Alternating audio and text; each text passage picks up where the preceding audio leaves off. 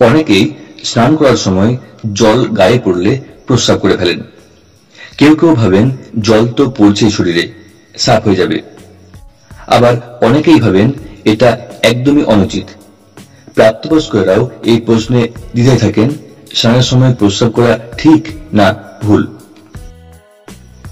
আসলে এটা এমন একটা বিষয় যা কেউ খোলাখুলি আলোচনা করতে চান না, কিন্তু মাথার ভেতরে এই প্রশ্নটা আসে প্রায় সকলের।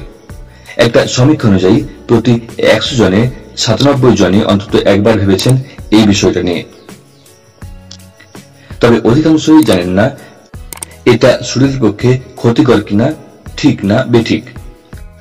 আবার কেউ লজ্জায় বা নিজের সম্মান বাঁচাতে এই প্রশ্ন কাউকে করতে চান না।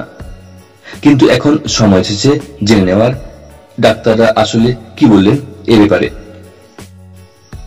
আর আমরা এই ভিডিওতে এখন জেনে নেব সেই বিষয়টি যে স্নানের সময় প্রস্রাব করা ঠিক না ভুল এবং কি বলছেন ডাক্তাররা এই বিষয়ে। চমকে দেওয়ার মতো তথ্য, অনেক ডাক্তার ও পরিবেশবিদ বলেছেন স্নানের সময় প্রস্রাব করাটা খারাপ নয়, বরং ভালো।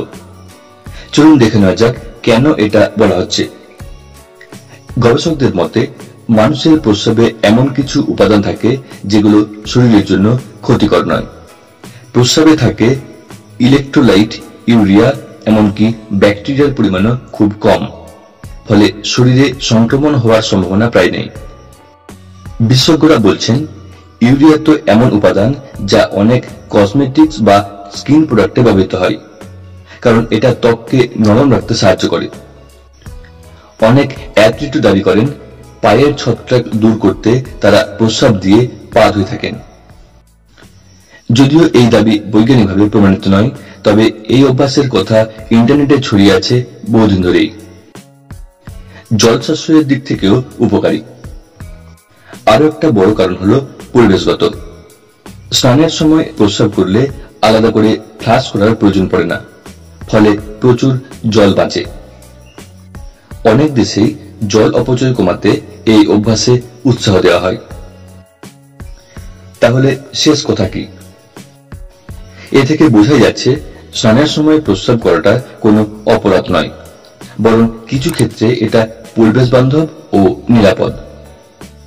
তবে অবশ্যই সচেতন থাকতে হবে।